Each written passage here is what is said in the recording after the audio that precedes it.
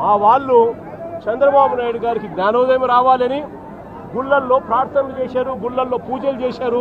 చంద్రబాబు నాయుడు గారికి దేవుడు జ్ఞానోదయం ఇవ్వాలని, చంద్రబాబు నాయుడు గారిలో మార్పు రావాలని, చంద్రబాబు నాయుడు గారు దేవుణ్ణి అమ్మే పరిస్థితిలోకి రాకుండా ఆయనకు బుద్ధి జ్ఞానం ప్రసాదించమని చెప్పి ఆయనకు, ఆయన కొడుకు, ఇంకా ఆయనతో పాటు కూటమిలో ఉన్న పవన్ కళ్యాణ్ గారికి అందరికీ కూడా చిప్పు రిపేర్ చేయమని చెప్పి అందరూ కూడా గుళ్ళల్లోకి వెళ్ళి పూజలు కూడా చేశారు. నేను అడుగుతా ఉన్నా తప్పేముంది అని. ఒక అబద్ధాన్ని దుష్ప్రచారం చేస్తూ చంద్రబాబు నాయుడు గారు ఏ స్థాయిలోకి బరి తెగించారు అని అంటే సిబిఐ ఛార్జ్ షీట్ ఫైల్ చేసింది.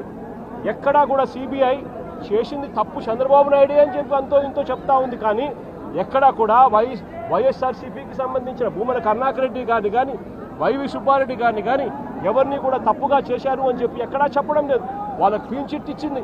ఎన్డీడీబీ రిపోర్టు క్లియర్గా ఉన్నాయి, ఎన్డీఆర్ఐ రిపోర్టు కూడా క్లియర్గా ఉన్నాయని చెప్పి సిబిఐ ఏకంగా ఛార్జ్ షీట్లో ఫైల్ చేసిన తర్వాత ఈ పెద్ద మనిషి చంద్రబాబు నాయుడు గారు ఫ్లెక్సీలు కట్టి తప్పుడు ప్రచారం చేయడం ధర్మమేనా అని అడుగుతా ఉన్నా, న్యాయమేనా అని అడుగుతా ఉన్నా.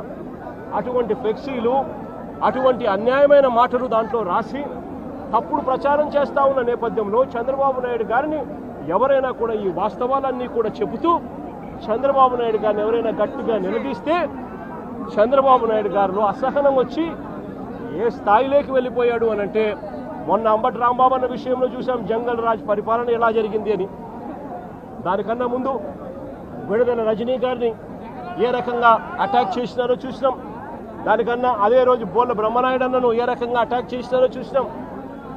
కొద్దిగా అటు ఇటుగా కాకాని గోవర్ధన్ అన్నను ఏ రకంగా అటాక్ చేసినారో చూసినాం.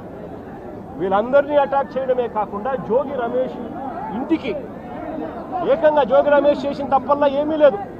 చంద్రబాబు నాయుడు గారిని, ఆయన కొడుకును, వీళ్ళందరినీ కూడా ప్రశ్నిస్తూ మీ చిప్పు రిపేర్ చేసుకోండి అయ్యా, ఇంత అన్యాయమైన పని మీరు చేస్తూ ఉన్నారు, ఇది ధర్మమేనా అని చెప్పి అడిగాడు.